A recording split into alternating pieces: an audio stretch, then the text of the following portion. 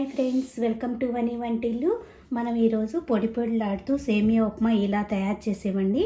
ఎవరైనా కూడా ప్లేట్స్ ఖాళీ చేయటం ఖాయం. అంత టేస్టీగా పొడి పొడిలాడుతూ రుచిగా అనిపిస్తుంది. ఈ వీడియో చూడబోయే ముందు నా వీడియోస్ మీకు నచ్చినట్టయితే లైక్ చేయండి, షేర్ చేయండి, కామెంట్ చేయండి, సబ్స్క్రైబ్ కూడా చేసుకోండి. సేమియా ఉప్మా ఎలా తయారు చేసుకోవాలో చూద్దాం. స్టవ్ ఆన్ చేసుకుని ఒక చిన్న బాండీ పెట్టుకోండి.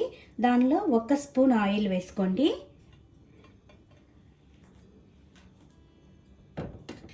ఆయిల్ వేడయ్యాక ఇట్లా 1 కప్పు సేమియా తీసుకోండి. ఇప్పుడు ఈ సేమియాని దీనిలో వేసి వేయించుకోవాలి. లో ఫ్లేమ్లో పెట్టి మాడకుండా వేయించుకోండి.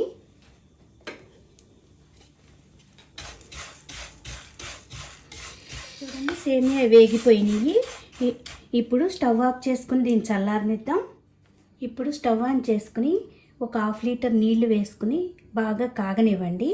నీళ్లు బాగా కాగాక దీనిలో 1/2 టీ స్పూన్ ఉప్పు వేసుకోండి.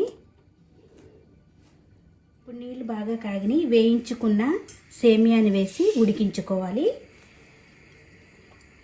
2 నిమిషాలు ఉడికించుకుంటే సేమియా ఉడికిపోయినాయి. చూడండి, ఇప్పుడు స్టవ్ ఆఫ్ చేసుకుని ఈ నీళ్ళని తీసేసి సేమియాని వేరుగా ఒక ప్లేట్లో పెట్టుకుందాం. వాటర్ని ఇలా తీసేసి పక్కన పెట్టుకోండి. ఇప్పుడు స్టవ్ ఆన్ చేసుకుని చిన్న బాండీ పెట్టుకోండి. దానిలో 2 స్పూన్ల ఆయిల్ వేసుకోండి. ఆయిల్ వేడయ్యాక దీనిలో ఒక ఎండుమిరపకాయని ఇలా తుంచి వేసుకోండి. 2 టేబుల్ స్పూన్లు పల్లీలు వేసుకోండి. కొద్దిగా శనగపప్పు, మినప్పప్పు, ఆవాలు, జీలకర్ర, కరివేపాకు.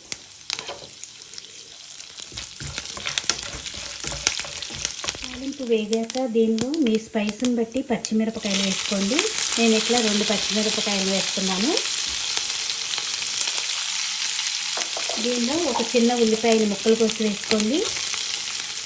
ఉల్లిపాయ కొద్దిగా వేగాక 2 టేబుల్ స్పూన్లు క్యారెట్ ముక్కలు, 2 టేబుల్ స్పూన్లు పచ్చి బఠానీ, 2 టేబుల్ స్పూన్లు బీన్స్ వేసుకోండి. ఇప్పుడు వీటిని వేయించుకోవాలి. ఇప్పుడు రుచికి తగినంత ఉప్పును వేసుకోండి. 1/2 టీ స్పూన్ పసుపు వేసుకోండి. ఇలా కూరగాయ ముక్కలన్నీ వేగాక ఇప్పుడు ఉడికించుకున్న సేమియా వేసుకోవాలి.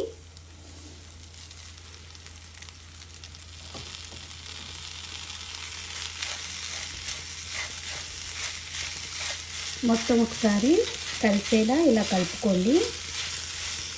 2 నిమిషాలు వేగనివ్వాలి.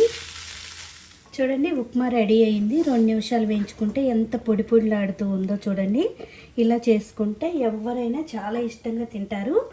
ఇప్పుడు లాస్ట్గా సన్నగా కట్ చేసిన కొత్తిమీర వేసుకుందాం. దీనిలో ఒక నిమ్మకాయని ఇలా తీసుకుని కొద్దిగా పైన లెమన్ జ్యూస్ పిండుకుంటే చాలా టేస్టీగా ఉంటుంది. ఇలా కొద్దిగా నిమ్మరసం పిండుకోండి. ఇలా తయారు చేసి వేడివేడిగా సర్వ్ చేయండి. ఎవరైనా చాలా ఇష్టంగా తింటారు. ఈ వీడియో మీకు నచ్చినట్టయితే ఒక లైక్ చేయండి, షేర్ చేయండి, కామెంట్ చేయండి. మరిన్ని వీడియోల కోసం వని వంటిల్ని సబ్స్క్రైబ్ చేసుకోండి. Thank you for watching.